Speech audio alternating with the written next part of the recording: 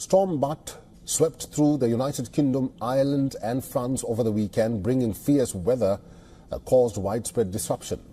The storm unleashed heavy rain, snow and winds of up to 70 miles per hour, disrupting transport and causing power outages.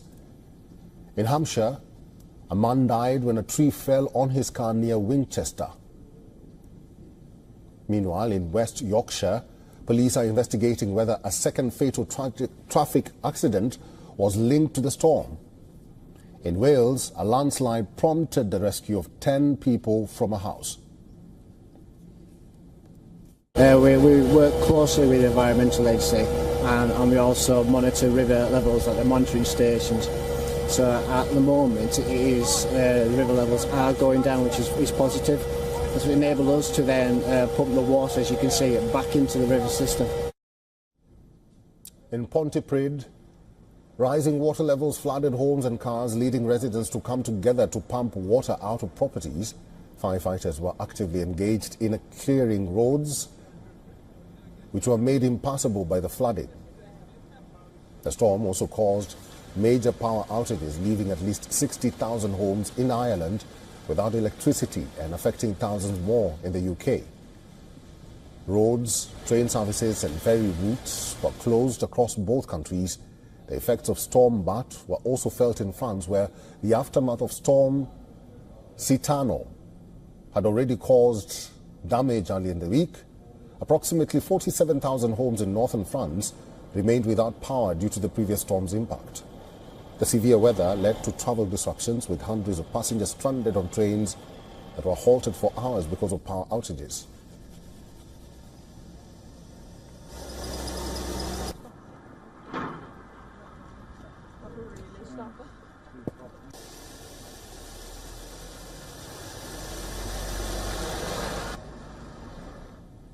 Storm Bat that made landfall on Friday intensified over the weekend, particularly affecting the United Kingdom and Ireland. Authorities have issued various advisories urging residents to stay informed about changing weather conditions and to exercise caution while travelling.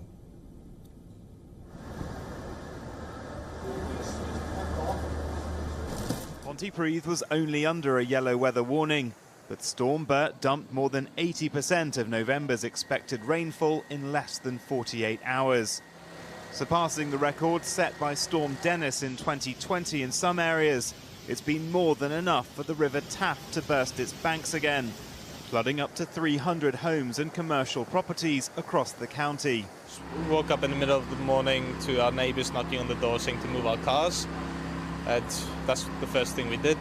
It reached ankle height. I was a bit surprised, all of us, because we all signed up to the flood warning, and then like only halfway through evacuating, that's when it actually came. We had a yellow warning yesterday when I was in work, and then I never heard nothing until the neighbour knocked on the door this morning, screaming.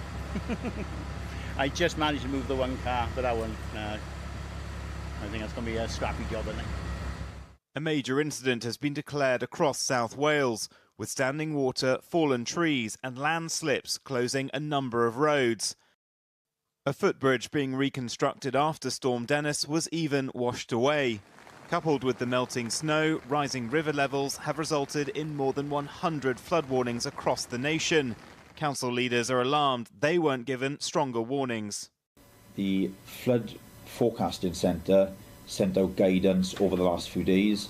I've seen 3 of those statements issued myself, and those statements did warn of the potential for significant flooding, but they all suggested the risk was low, and that was because, based on the weather forecast, the risk of really torrential rain, the forecasters suggested, was diminishing, so there was going to still be heavy rain, but not on the scale we've seen.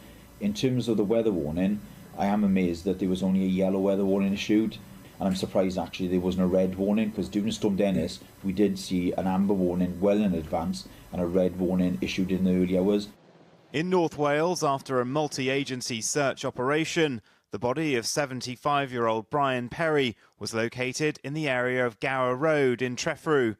Mr. Perry had gone missing on Saturday whilst walking his dog near the River Conwy. In England, over 200 flood warnings are in place, but it was the high winds causing more problems. For residents here in South Wales, they're once again faced with the unenviable task of not only cleaning up, but also getting more funding to reinforce defences to stop it happening again. US President-elect Donald Trump has picked Tom Homan as his border czar. President-elect said that Homan will be in charge of all deportations of illegal aliens back to their country of origin. VOA's Veronica reports on Trump's pick. Donald Trump's choice for border czar has worked for more than 30 years in federal immigration control. Tom Homan told this year's Republican National Convention that every president has said he would secure the border, but only Trump did it. He created the most secure border in our history, and that's a stone cold fact. The data proves it, and guess what? He's going to do it again. On the campaign trail, Trump promised mass deportations of undocumented immigrants. Immediately upon taking the oath of office, I will launch the largest deportation program in American history. Though experts note that migration and crime rates are not linked, Homan says deportations will fix what he calls the immigration mistakes of Joe Biden's presidency. President Trump is going to end the Biden-Harris open border madness. We will stop the drugs and the crime from pouring into your neighborhoods. Homan was acting director of Immigration and Customs Enforcement in the first Trump administration, where he led a 40% increase in deportation arrests. Overall removals are down because the border is under better control than it has been in 45 years. Illegal immigration was a major issue for many voters in this year's election. Political analyst Francisco Rodriguez says Homan has a zero-tolerance approach. So if you are a criminal here and have a child or family here, Homan has stated that you can live with your children, with your spouse. No one is saying the family will be separated. Former Florida state legislator Daisy Baez says Trump's intention to nominate Homan is a warning for the immigrant community. If you're not a citizen or a permanent resident, you have no guarantee of staying in this country. It's very likely you'll be on the list of those eligible for deportation. I got a message to the millions of illegal aliens that Joe Biden's releasing our country in violation of federal law. You better start packing now. Homan is a former New York police officer who contributed to Project 2025, a set of policy proposals published by the conservative Heritage Foundation Research Group to, quote, rescue the country from the grip of the radical left. Veronica Villafañe, VOA News. The group of 7 countries are meeting next week for a high-profile gathering in Italy. U.S. Secretary of State Antony Blinken arrived on Sunday for the G7 meeting. Italy holds the 2024 rotating presidency of the G7 that includes the United States, Japan, Canada, France, Germany and Britain. The U.S. State Department said Blinken will discuss issues including conflicts in the Middle East, Russia's war against Ukraine, Indo-Pacific security and the ongoing crises in both Haiti and Sudan. He also plans to meet Pope Francis at the Vatican following the G7 talks. Present world is quite problematic, is even to a great extent, unfortunately, dangerous. Wars, both in Europe, Ukraine, in the Middle East, the revamp of hostilities, the dangers all around the world that we see daily. So it is quite important for Western countries to be in close cooperation in order to grant a sort of common position in the diplomatic talks and in looking for a better and more peaceful world. India's External Affairs Minister S. Jaishankar is also on an official visit to Italy from Sunday.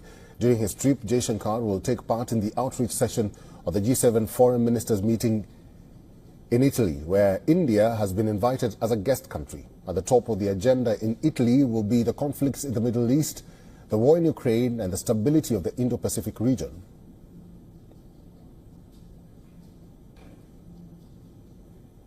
Yemen's Houthis are claiming to have launched a hypersonic ballistic missile dubbed the Palestine II, targeting Israel's Nevatim air base in the Negev desert. The militants' claim on Friday is the latest in a series of such pronouncements. The previous one was on November 8th of hypersonic missile strike on a strategic air base in Israel's south. The Houthis say their military operations are a response to the Israeli actions in Gaza and Lebanon.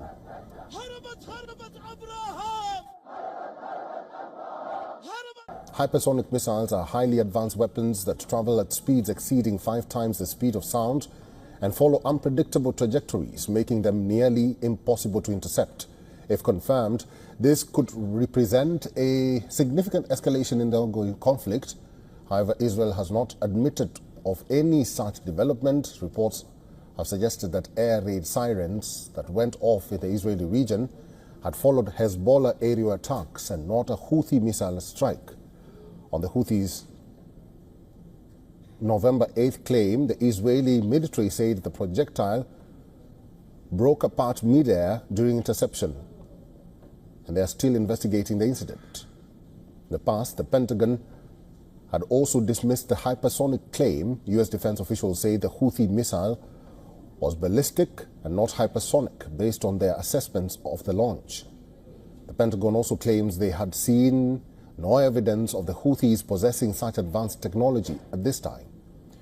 Houthi-backed Iran has denied supplying them with hypersonic weapons. This follows Tehran's announcement last year that it had developed a domestically produced hypersonic missile. In September this year, the Houthis launched what they again called a hypersonic missile at central Israel. It reportedly caused fires, triggered air raid sirens, and sent residents running for shelter in the area around Ben Gurion Airport. Israel claimed the missile was not hypersonic, adding that it did not maneuver in flight. Shortly after this, Israeli fighter jets attacked power plants and seaport facilities at the Ras Isa and Hodeidah ports in Yemen.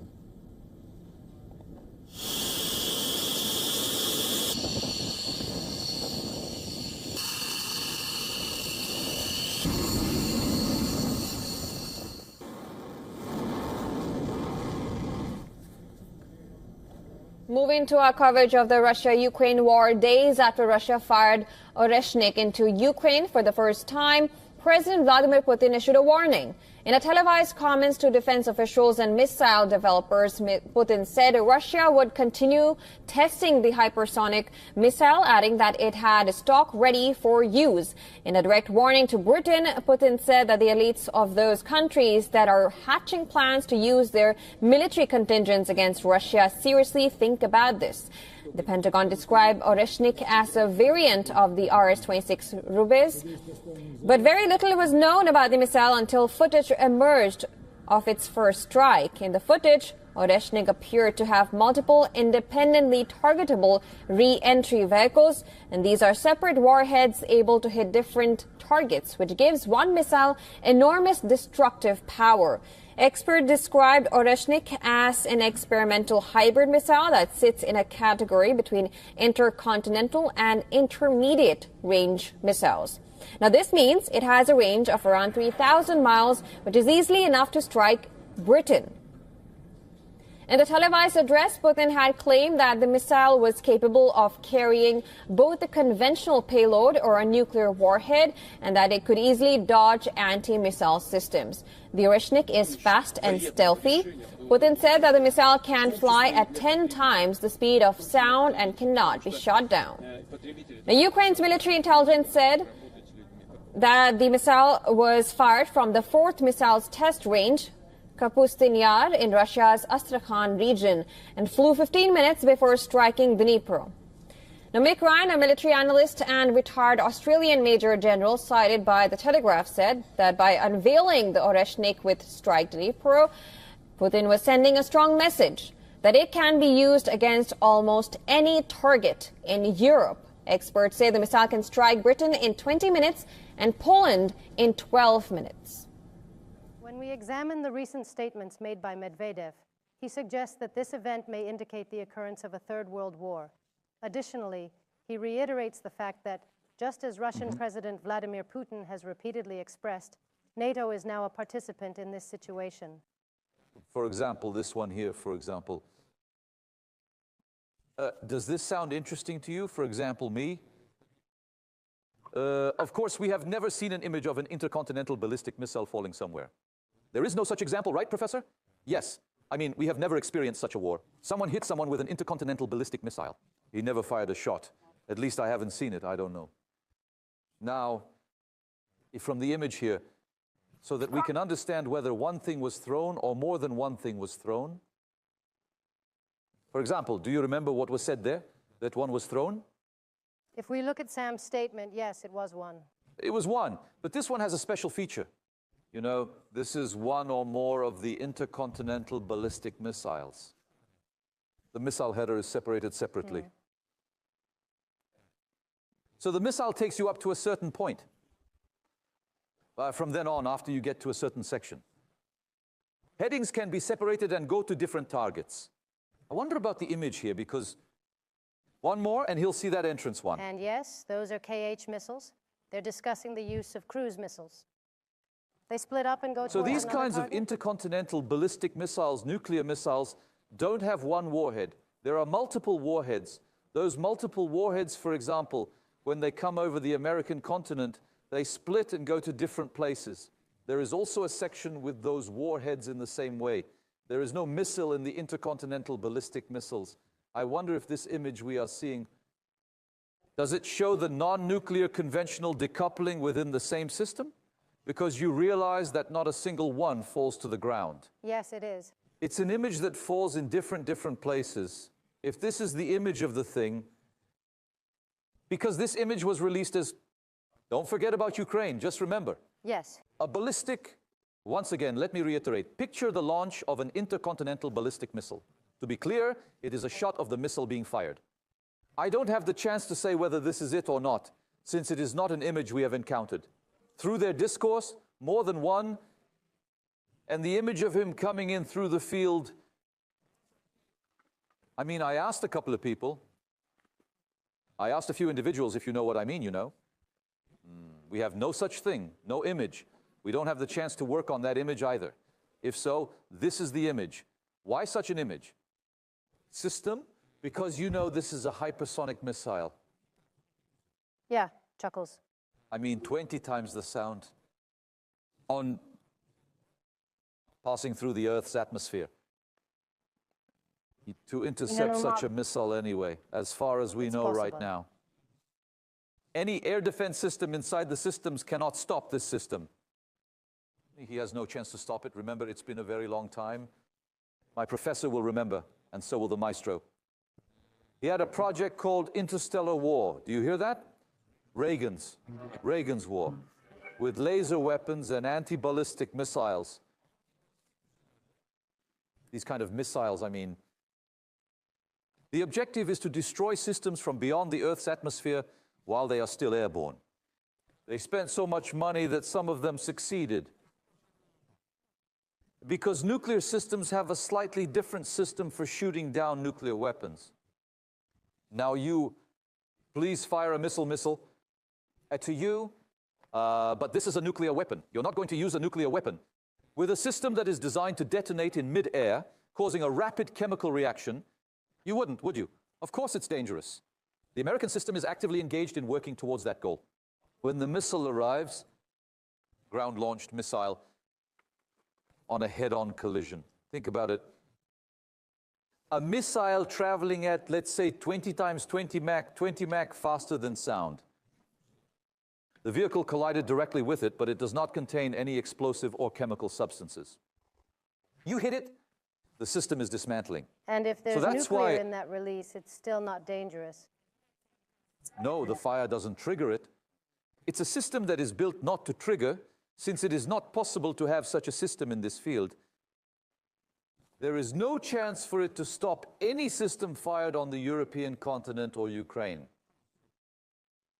But I'll say it one more time. This one, a deterrent, despite the size of the explosive, it was not the reason for his carrying it. It's the shocking sight of it, the way it came out of the thing. There was the shooting thing. Saleh, you probably have it. You know those images of it in one big gigantic motion? The intercontinental ballistic missiles fired from the launcher of the systems was published. There are photographs. Yes, we will bring them to the screen now. We're talking about the gigantic system. It goes outside the thing. You're going outside the atmosphere. How do you know about the atmosphere? You know the one that sends almost the size of missiles. Both capability, both in terms of capacity and dimensions, maximizing both size and carrying ability. launching a satellite or launching a system like this. Of course, it changes a little bit the size and the scope of the mission, but how powerful is a... You can see how powerful the propulsion system is, how powerful the engine is. We have been talking about it for months. We tried to explain this to a lot of people here, even when there was a debate about whether we were heading towards the first nuclear war or not. Someone's over here, we were saying that it was pushing Russia, that it was putting pressure on Russia to take a decision here, and Russia was insistently saying, you are pushing us here. You are pushing us to use nuclear weapons. This was your request. The image is very beautiful. Thank you very much. Congratulations, friends. Intercontinental. We'll see the launch of the ballistic missile in a moment. This is Korea's missile. This is Korea. But more or less systemically, in terms of size, it's a little bit bigger things, the Russian ones. Because the Russians have a longer range. Things like they still haven't built an intercontinental ballistic missile. For example, what Korea is doing still doesn't reach the American continent. They can bring Japan down around Japan. The Koreans still haven't built a missile big enough to hit the American continent. Kilometer range intercontinental ballistic missile. As far as I know, things that, it's going all the way to Guam Island. We have the capability, capacity. He is talking about 5,000, 6,000. He's talking about 5,000, 6,000. It's unbelievably big. When you say intercontinental, you need to hit a place on another continent. Yes, left, yes. The current Korean capability does not have the capability to hit the American continent. Let me put it this way. Imagine it's a little bit bigger than that. Let's say it's smaller than what North Korea is doing.